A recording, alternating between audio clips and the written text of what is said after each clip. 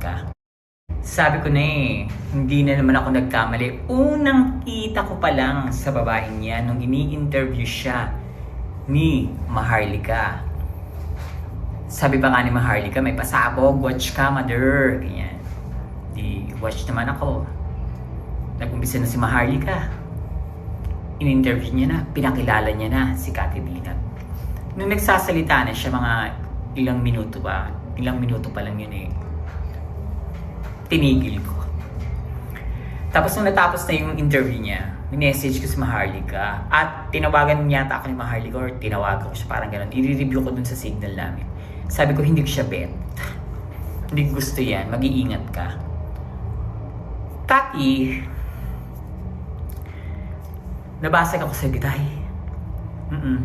Ang dami mong linokong tao. Ang dami mong pinaasa. Diba? Sinira mo masyado yung presidente kahit hindi mo naman talaga alam at wala kang ebidensya. Magkano ako dyan, girl? Yun yung mga panahon na down ka, naghihirap ka kasi binawi daw sa'yo. Sinabi mo yan binawi sa'yo yung ganito, yung ganyan. Diba? Pati yung kotse. Tapos banal-banalan ka, siging labas mo ng words of God. Pag nagpunta ka ng Instagram mo, pag nagpunta ka ng Instagram ng babaeng yan, puro words of God ang mababasa nyo, pati rin sa Facebook niya. Tapos sinungaling ka. Diba? Sumikat ka dahil sa USB.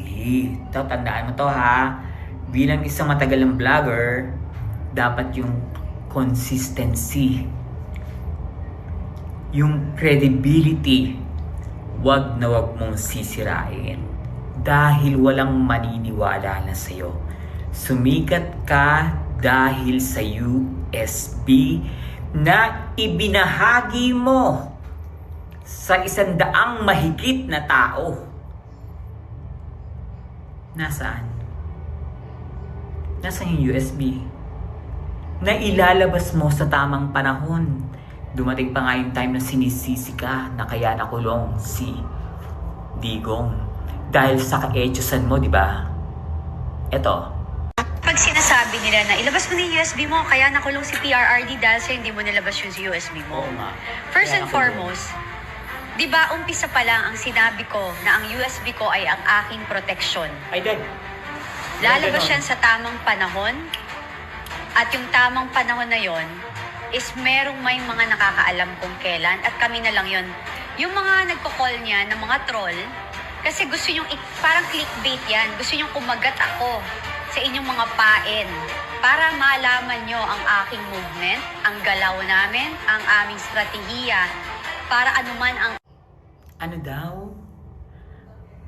Gusto daw nating siyang pasakayin. Clickbait daw. Bakla! Ikaw ang nagpasakay sa mga tao dahil ikaw ang nagsabi, ikaw ang nagsabi na may hawak ang USB. Hoy, Diyos ko, bubayla. Alam mo ngayon ka nalaman na bubayla ka talaga. Bubayla ka na, sinungaling ka pa.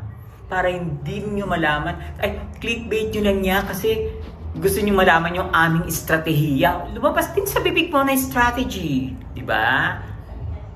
Serang pala ka Pinaniwala mo si Maharlika. Ito naman si Maharlika, naniwala. Sinabi ko sa iyo yan, Maharlika, na huwag kang maniniwala sa babaeng yan, hindi ko siya bet. Unang kita ko pa lang, hindi ko siya gusto. Inconsistent. Lalo na yung sinabi niyang na-rape siya nung 16 years old siya ng kaibigan ng kuya niya. Interview niya dun sa the third floor. Ang sabi niya, na-rape siya nung 16 years old siya ng kaibigan niya, nagiinuman daw sa bahay. Yung kasama siya nagiinuman with the friends of her brother.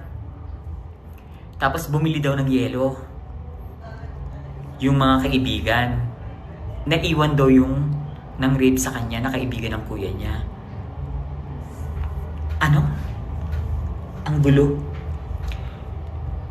Ilan kayo nagiinuman? Unang tanong, ilang kayo nagiinuman? 3, 4, 5, 6, 7? O 3 lang kayo, yung kuya mo, ikaw, at sa ng rape sa'yo? Kung kuya mo, ikaw at yung rape sa'yo, yung kuya mo yung bibili, may iwan kayo. Pero hindi papayag ang kuya mo kasi ang press release mo, protektado kanya. Tandaan mo yan ha, lalabas ko yan, yung video yan na sinasabi mo na protektado ka ng kuya mo. Pangalawa, kung 5, 6 o 7 kayo, sasama pa ba naman ang kuya mo na bumili ng yelo at iwanan kayo nung nang rape sa'yo? My God, alam mo kung ikaw yung nakaupo sa courtroom at ako yung magtatanong, papahuli agad kita sa pulis kasi ang tsaka ng mga sagot mo, girl. Inconsistent ka. Dahil kung ako yung kuya mo at poprotektahan kita, hindi kita iiwanan. Kaya wag ka nang umeksena na bumili sila lahat ng yelo.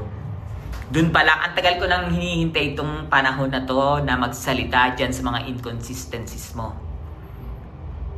Nakakaloka ka. Tinatanong sa'yo, USB, iba yung sinasagot mo.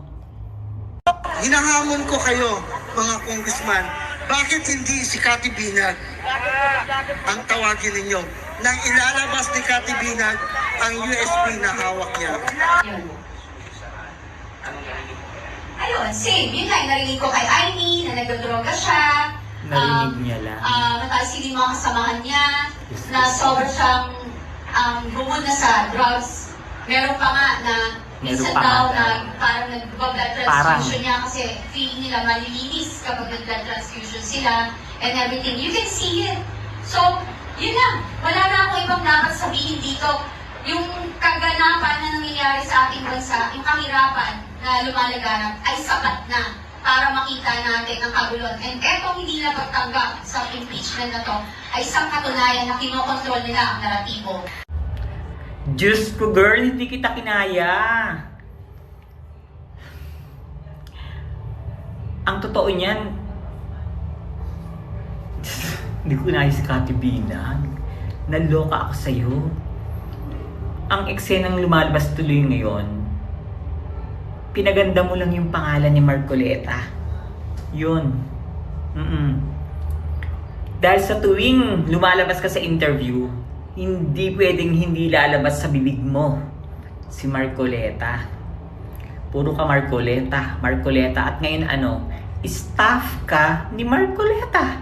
Diba? Kaya pakakainin nyo at ilang Ferrari pa ang gusto ninyo. Alam na alam niyo yung nangyayari pero wala siyang ginagawa until now, wala pa rin.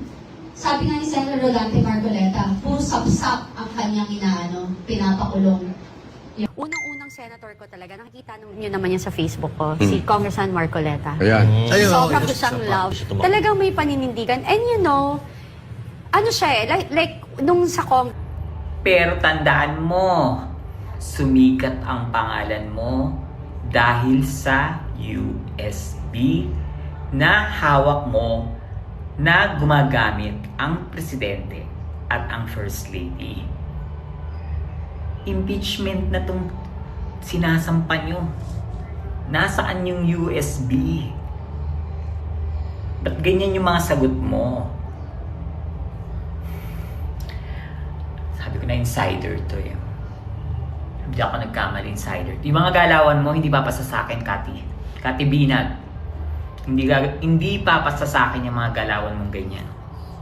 Skuday! Eto pa. Ulitin natin yung tanong kanina na kung kailan niya ilalabas yung USB.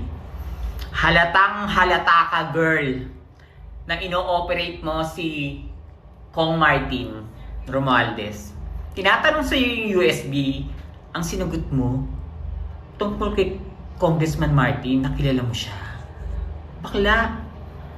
Kung nandun ako sa harapan mo, itutulak kita.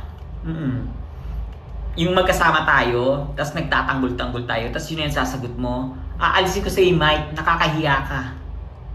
Sa group chat natin sa Die Hard nandoon ka. Hi. Nagtataka ako kasi nasa mga ilang Zoom meeting kami with Cathy Binag. Nagtataka ako, bakit nakafocus kay Duterte, kay Ma'am kay Attorney Lopez yung issue na hinahamon ko kayo, mga congressman, bakit hindi si Cathy Binag ang tawagin ninyo nang ilalabas ni Cathy Binag ang USB na hawak niya? Sigaw ka mga tao. Yes! Dapat yun ang tanong. Kasi, kilala ko si Martin. Kaya nga kinagulat ko yung kanyang pagbabago. Alam niyo ho, eto, ang pagkakakilala ko kay Martin, ang bait. Wala na now. Wala na now. Nagbago lahat. Kaya nalulungkot ako. Kasi, alam niyo, ayan, yung mga kongresista dyan, sinira na nila ang future ng kanilang anak. Hindi ko kinaya yung eksena mo. Hindi ka nahiya? Yung nagsasalita ka sa harap ng maraming tao, ang tinatanong sa'yo yung USB kung kailan mo ilalabas. Tapos ang sinagot, sigaw pa yung mga tao, palakpak, pak! Siyempre, Diyos ko, bida-bida ka dun. Tapos ang sagot mo kilala ko si Martin Romualdez. Ulul, tigilan mo na nga ako, tigilan mo na kami. O ayan, pinaasa kayo na meron siyang USB-ng hawak na gumagamit ang presidente at ang first lady. Anong petsa na? Impeachment na yung kinakasa. Hindi mo pa linalabas. So, ibig sabihin, operator ka. Kasama ka sa isang operation. Diba? Gipit na gipit ba? Kaya tinanggap mo? At saka pwede ba makiusap sa'yo, Cathy, na huwag mong sinasama ang Diyos sa katarantaduhan mo? Manahimik ka. Naku. Tanda mo na yung USB mo, yung pasok mo yan sa kipahila mo, visit ka.